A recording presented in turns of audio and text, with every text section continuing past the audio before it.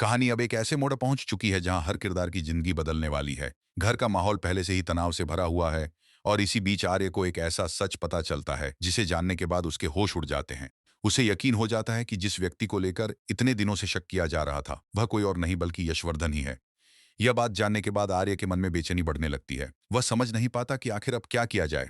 उसे लगता है कि अगर समय रहते कोई कदम नहीं उठाया गया तो आगे चलकर बहुत बड़ी परेशानी खड़ी हो सकती है। इसी वजह से वह लगातार सोचता रहता है कि यशवर्धन को घर से दूर भेजना ही सबसे सही रास्ता होगा। दूसरी तरफ घर की मां पहले से ही कई चिंताओं में घिरी हुई हैं। जब आर्य उनके सामने अपनी बात रखता है और कहता है कि वह यशवर्धन को घर में नहीं रहने देगा, तब मां यह सुनकर हैरान रह जाती हैं। आर्य साफ शब्दों में कहता है कि वह उसे किसी आश्रम में भेज देगा ताकि घर में शांति बनी रहे, लेकिन मां इस फैसले से बिल्कुल भी सहमत नहीं होती। उनके लिए परिवार सबसे महत्वपूर्ण है। वह नहीं चाहती कि कोई भी सदर छोड़कर जाए, इसलिए वह आर्य को समझाने की कोशिश करती हैं। वह कहती हैं कि किसी को घर से निकाल देना किसी समस्या का समाधान नहीं होता, पहले पूरी सच्चाई जानना जरूरी है। माँ की बात सुनकर आर्य कुछ देर के लिए शांत जरूर हो जाता है, लेकिन उसके मन में चल रही उथल पुथल खत्म नहीं होती। वह बाहर से भले ही चुप दिखाई देता है, मगर अंदर ही अंदर कोई बड़ा फैसला लेने की तैयारी कर रहा होता है।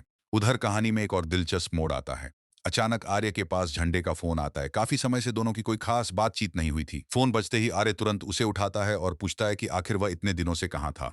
साथ ही वह भी जानना चाहता है कि जिस काम के लिए वह गया था उसका क्या नतीजा निकला। झंडे की आवाज सुनकर ही महसूस हो जाता है कि मामला बहुत गंभीर है। फोन पर ज्यादा कुछ बताने से मना कर देता है। वह केवल इतना कहता है कि आर्य तुरंत ऑफिस पहुंचे क्योंकि उसके पास बहुत जरूरी जानकारी है। यह सुनते ही आर्य और ज्यादा परेशान हो जाता है।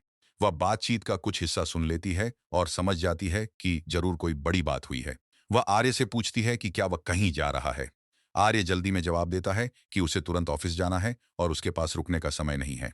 इतना कहकर वह जल्दबाजी में घर से निकल जाता है। लेकिन अनु के मन में भी कई सवाल उठने लगते हैं। उसे महसूस होता है कि कुछ ऐसा चल रहा है जिससे उसे दूर रखा जा रहा है। यही वजह है कि वह भी चुपचाप उसके पीछे निकल पड़ती है।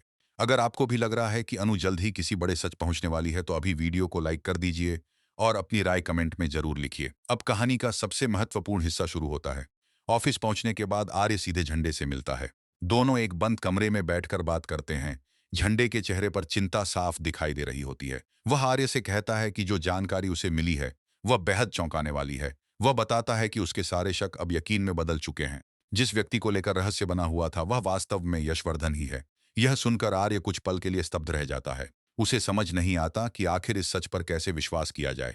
तभी झंडे उसके सामने एक तस्वीर रखता है। वह बताता है कि यह तस्वीर उसे यशवर्धन के कमरे से मिली है। झंडे कहता है कि इस तस्वीर का संबंध सीधे उससे है। वह एक पुरानी घटना याद दिलाता है जब वह किसी को पकड़ने के लिए गया था। उस समय जो संघर्ष हुआ था उसकी निशानी आज भी उसके शरीर पर मौजूद है। वह अपने पुराने घाव का जिक्र करता है और कहता है कि यह कोई साधारण संयोग नहीं हो सकता। उसके अनुसार सारी बातें एक दूसरे से जुड़ रही हैं और अब यह मानने की पूरी वजह है कि मामला बहुत गहरा है। आर्य ध्यान से उसकी हर बात सुनता है। जितनी बातें सामने आती जाती हैं उतना ही उसका डर बढ़ता जाता है। उसे महसूस होने लगता है कि स्थिति उसकी सोच से कहीं ज्यादा गंभीर है। झंडे उसे चेतावनी देते हुए कहता है कि अगर उन्होंने जल्दी कोई कदम नहीं उठाया तो बहुत देर हो जाएगी।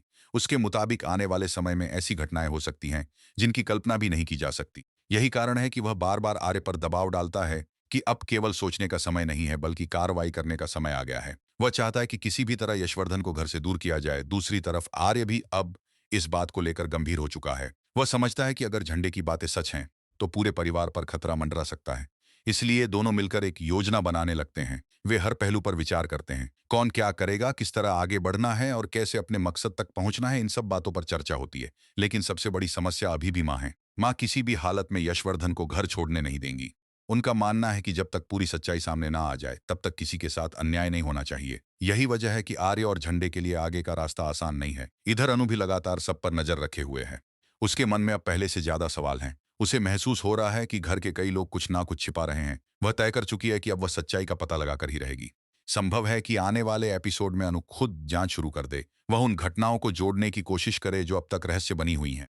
खासकर वह यह जानना चाहेगी कि राजनंदिनी के साथ आखिर क्या हुआ था और यशवर्धन की जिंदगी में ऐसा कौन सा हादसा हुआ जिसने सब कुछ बदल दिया। यहीं से कहानी और ज्यादा रोमांचक हो जाती है। हर किरदार अपने अपने तरीके से सच तक पहुंचने की कोशिश कर रहा है, लेकिन सवाल यह है कि सबसे पहले सच्चाई किसके हाथ लगेगी। क्या आर्य और झंडे अपनी योजना में सफल होंगे? क्या मां आखिरी समय तक यशवर्धन का साथ देंगी? क्या अनु उन रहस्यों का पर्दाफाश कर पाएगी जिनके बारे में अभी तक किसी को पूरी जानकारी नहीं है? और सबसे बड़ा सवाल, क्या यशवर्धन सच में उतना ही रहस्यमयी है जितना सब सोच रहे हैं, या फिर कहानी में अभी कोई बड़ा खुलासा बाकी है? इन सभी सवालों के जवाब आने वाले एपिसोड में मिल सकते हैं। इसलिए अगर आप इस रोमांचक कहानी का एक भी अपडेट मिस नहीं करना चाहते, तो चैनल को सब्सक्राइब जरूर करें, वीडियो को लाइक करें और कमेंट में बताएं आपके अनुसार आगे क्या होने वाला है। कहानी का तनाव अब लगातार बढ़ता जा रहा है। हर नया खुलासा दर्शकों की उत्सुकता को और बढ़ा रहा है। यही वजह है कि आने वाले एपिसोड का इंतजार हर कोई बेसब्री से कर रहा है। आगे क्या होगा, कौन सच बोलेगा, कौन झूठ छिपाएगा और किसकी जिंदगी पूरी तरह बदल जाएगी, यह जानने के लिए जुड़े रहिए। वीडियो पसंद आ रही हो तो लाइक जरूर कीजिए, अपने दोस्तों के साथ शेयर कीजिए और चैनल को सब्सक्राइब करना बिल्कुल मत भूलिए।